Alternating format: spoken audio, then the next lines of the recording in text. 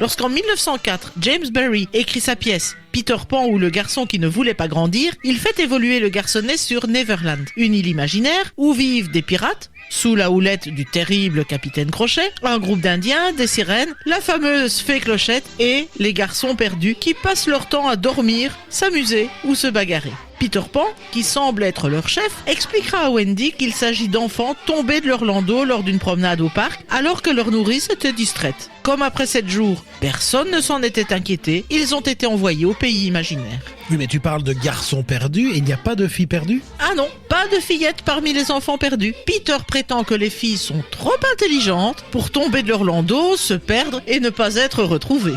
Bon alors, si Peter le dit, le moins qu'on puisse dire c'est que ce Barry ne manquait pas d'imagination, même dans les petits rôles. Mais il ne s'agissait pas de petits rôles dans la version originale. Contrairement à Disney, qui les traite en tant que groupe, chez Barry, ils ont des personnalités bien définies et d'emblée, on apprend beaucoup sur la triste histoire de chacun d'eux. Comme lorsque l'un d'eux explique que sa mère était bien plus aimante que celle des autres garçons, puisqu'elle avait pris la peine d'écrire son nom sur sa blouse. Peu salissant, était-il écrit. On comprend vite que ces personnages sont pour Barry l'occasion d'égratigner ces mères incapables d'amour vrai pour leur enfant. Oui, mais alors dans tout ça, est-ce que Barry avait des raisons d'être aussi acide envers les mamans? Eh bien, il est le 9e enfant de la famille et il a 7 ans lorsque son grand frère, David, trouve la mort en patinant sur un étang gelé. Le décès de celui qui était l'enfant chéri de la famille va plonger sa mère dans une tristesse immense que le petit James n'aura de cesse de tenter d'apaiser. Il va aller jusqu'à prendre la place du disparu, en portant ses vêtements, en imitant sa voix et en inventant des histoires pour le faire revivre.